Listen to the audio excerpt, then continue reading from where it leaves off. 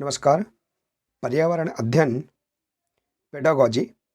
आइए आज हम इस वीडियो के माध्यम से इसके सभी प्रश्नों को जानेंगे, जिसके माध्यम से हम आगामी परीक्षाओं की तैयारी और अधिक बेहतर कर सकते हैं।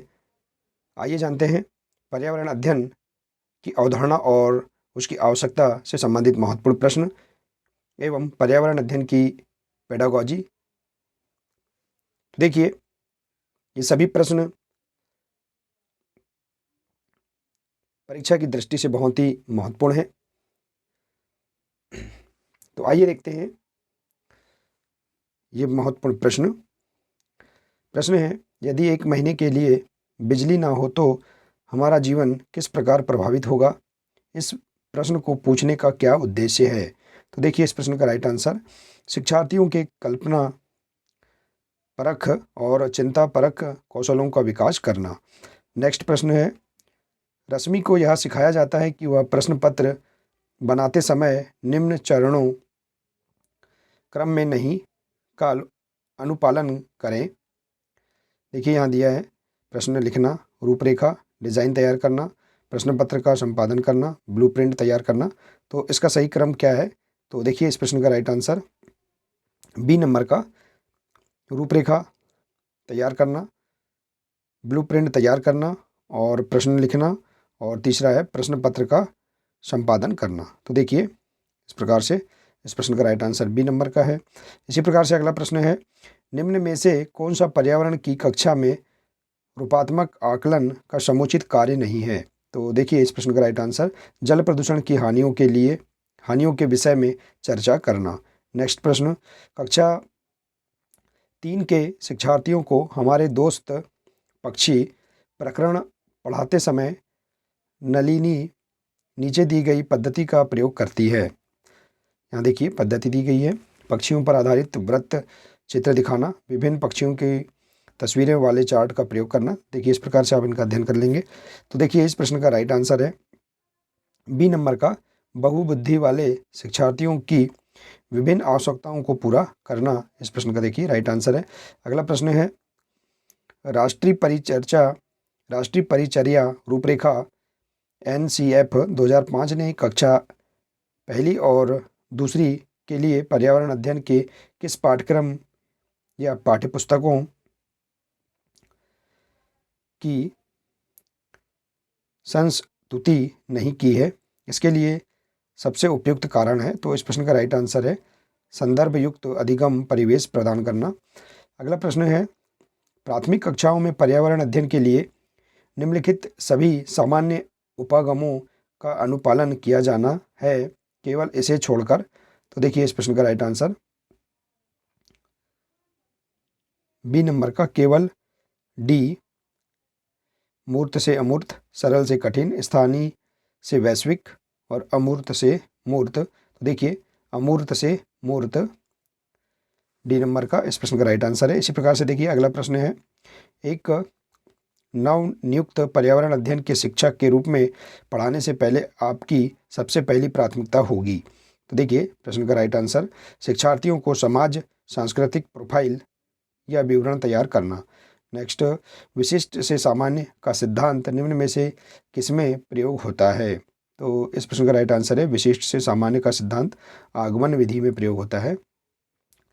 नेक्स्ट है, पर्यावरण अध्ययन के अधिगम का सिद्धांत कौन सा है? उपरोक्त सभी। इस प्रश्न का राइट आंसर है आवश्यकता का सिद्धांत, उपयोगिता का सिद्धांत, जीवन से संबंधित होने का सिद्धांत। नेक्स्ट प्रश्न, शिक्षक की सबसे बहुमूल्य निधि है उसकी छात्रों का विश्वास। देखिए, इस प्रश्न का राइट आंसर है डी नंबर का। नेक्स्ट प्रश्न, परिकल्पना को बार बार परीक्षण करने से गलत नहीं पाया जाता तो वह है एक सिद्धांत। इस प्रश्न का राइट आंसर है। नेक्स्ट है, पर्यावरण अध्ययन के शिक्षण हेतु निम्न में से कौन सा उद्देश्य आवश्यक नहीं है? तो देखिए, प्रश्न का राइट आंसर विज्ञान के आधारभूत प्रत्ययों और सिद्धांतों को रटकर याद कर लेना। आइए इसी प्रकार से नेक्स्ट प्रश्न देखते हैं, पर्यावरणीय अध्ययन पाठ्यक्रम बच्चों की समग्र शिक्षा का कारण बन सकता है यदि यह विषयगत, एकीकृत, समावेशी, ये सभी। तो देखिए, इस प्रश्न का राइट आंसर है ये सभी, विषयगत, एकीकृत और समावेशी। नेक्स्ट है, समुदाय एक महत्वपूर्ण शिक्षण और अधिगम संसाधन है क्योंकि यह वास्तविक परिस्थिति में सीखने का अवसर प्रदान करता है। नेक्स्ट प्रश्न, पर्यावरण अध्ययन में शिक्षक के द्वारा बच्चों को स्वयं के आकलन के लिए अवसर देना चाहिए। स्व आकलन है इस प्रश्न का राइट आंसर है सीखने के लिए समान आकलन। नेक्स्ट प्रश्न, खालिस्तान को विज्ञान शिक्षण को अधिक स्थायी बनाने की कुंजी माना जाता है। तो इस प्रश्न का राइट आंसर है प्रयोग को विज्ञान शिक्षण की अधिक स्थायी बनाने की कुंजी माना जाता है। नेक्स्ट, निम्न में से कौन सी परिघटना कक्षा में प्रदर्शित नहीं की जा सकती। तो इस प्रश्न का राइट आंसर है कोहरा निर्माण।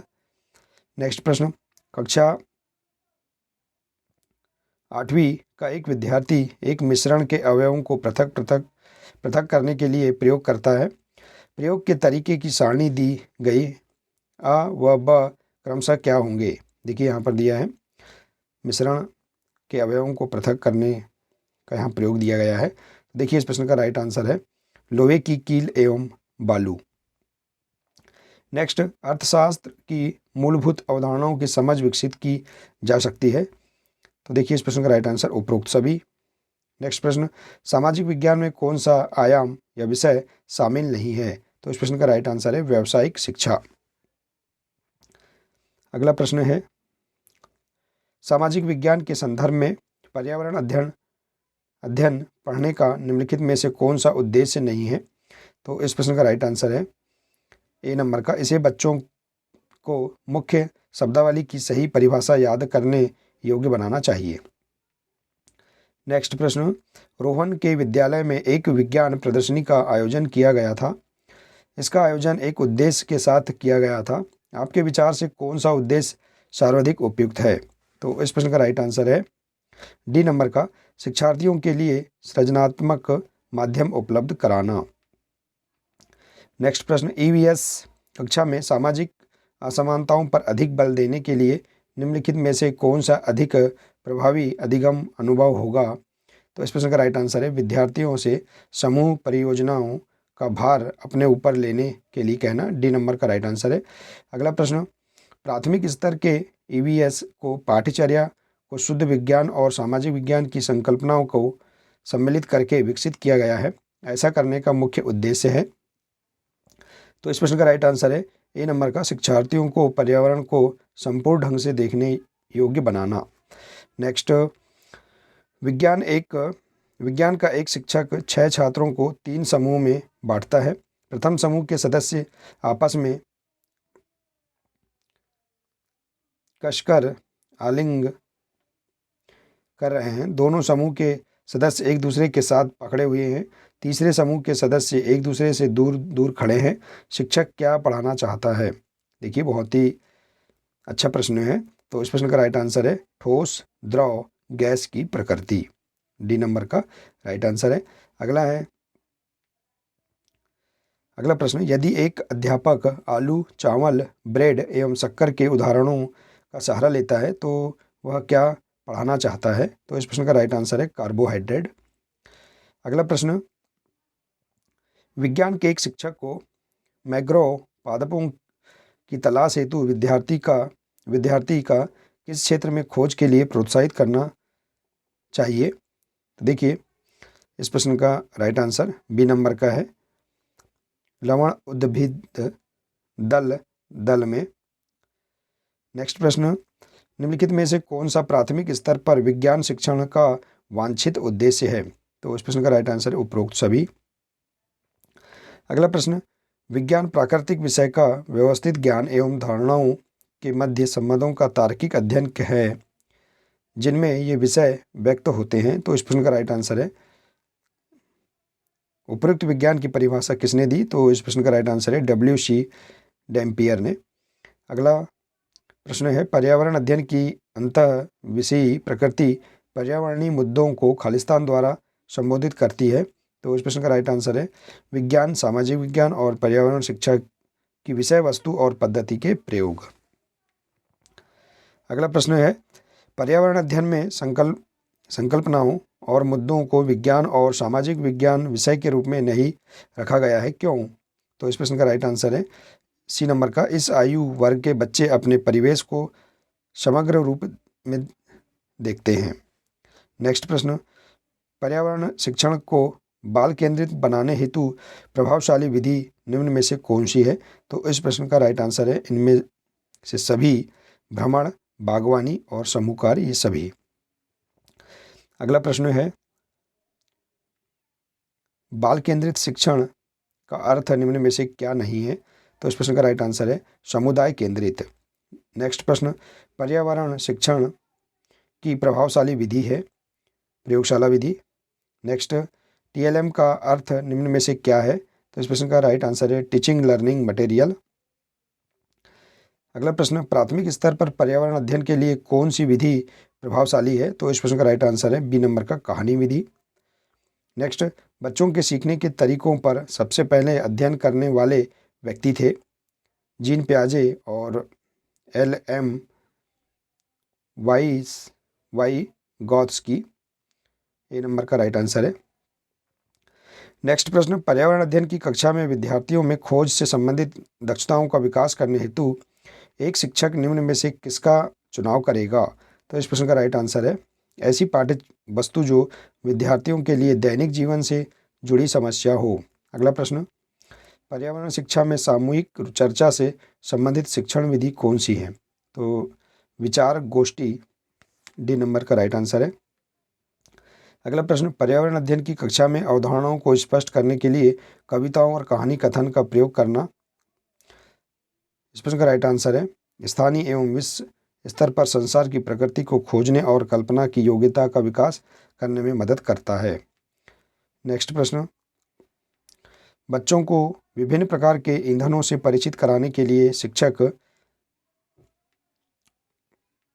इस प्रश्न का राइट आंसर है एक लघु फिल्म दिखाने के साथ खाना पकाने के लिए इस्तेमाल होने वाली संभावित ईंधन के प्रकारों पर बच्चों के साथ चर्चा कर सकता है। बी नंबर का राइट आंसर है। अगला प्रश्न है, कक्षा में पोषण प्रकरण का परिचय अधिक प्रभावी तरीके से देने के लिए एक शिक्षक को पोषक तत्वों से भरपूर विभिन्न भोजन के उदाहरण देने चाहिए। नेक्स्ट, एक विज्ञान शिक्षिका श्वसन प्रकरण पढ़ाने के बाद परीक्षा का आयोजन करती है और यह देखती है कि अधिकांश विद्यार्थी श्वसन और सांस लेने के बीच अंतर को नहीं समझते हैं। यह किसके कारण हो सकता है? तो इस प्रश्न का राइट आंसर है वह कक्षा में प्रभावी तरीके से संबंधित संकल्पना को व्याख्यायित नहीं कर सकी। नेक्स्ट, वायु प्रदूषण प्रकरण पढ़ाने के लिए 4 अलग अलग विज्ञान शिक्षक 4 तरह की शिक्षण पद्धतियों का प्रयोग करते हैं। निम्नलिखित में से कौन सी पद्धति सबसे ज़्यादा उचित है? तो इस प्रश्न का राइट आंसर है बी नंबर का विद्यार्थियों को वायु प्रदूषण पर वृत्त चित्र दिखाना।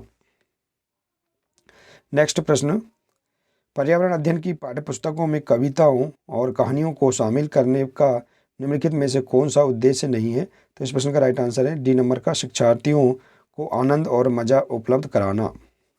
अगला प्रश्न है, पर्यावरण अध्ययन की एक अच्छी पाठ्यचर्या को बच्चे के प्रति सही, जीवन के प्रति सही और विषय में प्रति सही होना चाहिए। पाठ्यचर्या की निम्नलिखित विशेषताओं में से कौन सी उपरोक्त आवश्यकताओं को पूरा नहीं करती? तो इस प्रश्न का राइट आंसर है ए नंबर का यह शब्दावली और परिभाषाओं पर अधिक बल देती है। नेक्स्ट प्रश्न, नलिनी कक्षा तीसरी के शिक्षार्थियों को जानवर हमारे साथी प्रकरण से परिचित कराना चाहती है।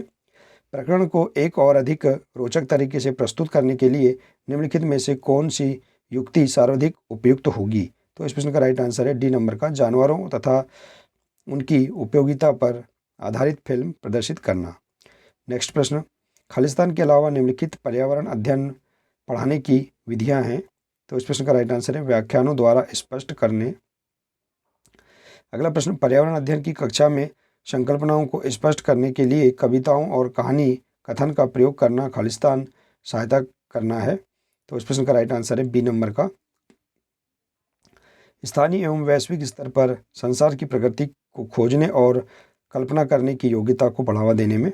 अगला प्रश्न, ईवीएस की पढ़ाई में कक्षा में प्रश्नोत्तर तकनीक का सबसे अच्छा उपयोग किसके लिए किया जाता है? तो इस प्रश्न का राइट आंसर है बी नंबर का शिक्षार्थियों में सीखने की जिज्ञासा उत्पन्न करने के लिए। नेक्स्ट प्रश्न है, प्राथमिक स्तर पर शिक्षण की खेल विधि आधारित है। तो इस प्रश्न का राइट आंसर है शिक्षण विधि के सिद्धांत।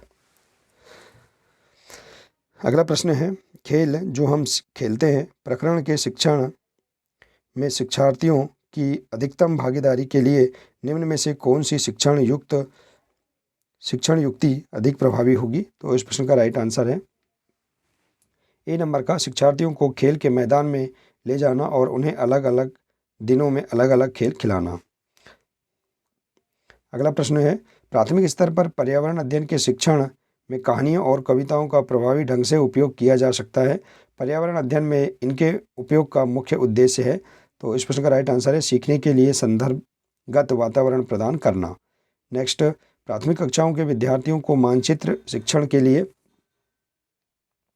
निम्नलिखित में से कौन सी युक्ति सर्वाधिक उपयुक्त प्रतीत होती है। तो इस प्रश्न का राइट आंसर है डी नंबर का शिक्षार्थियों की सहायता करना कि वे अपने ही संकेतों का उपयोग करते हुए अपने निकटतम परिवेश का मानचित्र बनाएं तथा वस्तुओं की सापेक्ष स्थिति और दिशा पर ध्यान केंद्रित करें। अगला प्रश्न है, कविताएं और कहानियाँ पर्यावरण अध्ययन की अंतर्वस्तु को पढ़ाने में प्रभावशाली है। ऐसा इसलिए है क्योंकि कविताएं और कहानियाँ, देखिए 4 ऑप्शन दिए, इस प्रश्न का राइट आंसर है ए नंबर का, बी और डी नंबर का। देखिए बच्चों के परिवेश का समृद्ध चित्रण कर सकती है, संदर्भित अधिगम परिवेश प्रदान कर सकती है और डी नंबर का है सृजनात्मक एवं सौंदर्य बोध का पोषण कर सकती है। तो पहला, दूसरा और चौथा ऑप्शन सही है। इसी प्रकार से देखिए अगला प्रश्न है, प्रेक्षण विधि की सीमाएं हैं। तो इस प्रश्न का राइट आंसर है बी नंबर का, इस विधि में प्रेक्षण सूक्ष्मता से न करने पर प्राप्त परिणाम अधिक वैध एवं विश्वसनीय नहीं होते हैं। नेक्स्ट, छोटी कक्षाओं में पर्यावरण अध्ययन विषय में रुचि उत्पन्न करने के लिए पढ़ाने का तरीका होना चाहिए। तो इस प्रश्न का राइट आंसर है बी नंबर का, मनोरंजक और एवं खेल संबंधी। नेक्स्ट, प्राथमिक कक्षाओं में पर्यावरण अध्ययन को सीखने में कहानियाँ एक महत्वपूर्ण पहलू है। पर्यावरण अध्ययन में कक्ष में कहानी सुनाने के शिक्षण कौशल के रूप में सम्मिलित करने के लिए निम्नलिखित में से कौन सा सबसे कम उपयुक्त कारण है। तो इस प्रश्न का राइट आंसर है सी नंबर का, कहानियाँ कक्षा प्रबंध में सहायता करती हैं। नेक्स्ट प्रश्न, महेश कक्षा 4वीं के शिक्षक हैं। वे वृक्ष संरक्षण की अवधारणा पर शिक्षार्थियों को संवेदनशील बनाने के लिए योजना बनाते हैं। निम्नलिखित में से कौन सी एक गतिविधि इस उद्देश्य के लिए सर्वाधिक उपयुक्त है। तो इस प्रश्न का राइट आंसर है बी नंबर का, एक पौधे को अपनाने और उसका पोषण करने के लिए प्रत्येक शिक्षार्थी को अभिप्रेरित करना। तो देखिए इस प्रकार से आप यहाँ पर पर्यावरण अध्ययन पेडागोजी इससे संबंधित इन महत्वपूर्ण प्रश्नों को जान सकते हैं और अपनी आगामी परीक्षा की तैयारी और अधिक बेहतर कर सकते हैं। तो देखिए साथियों, इस प्रकार से ये महत्वपूर्ण प्रश्न परीक्षा की दृष्टि से बहुत ही महत्वपूर्ण है।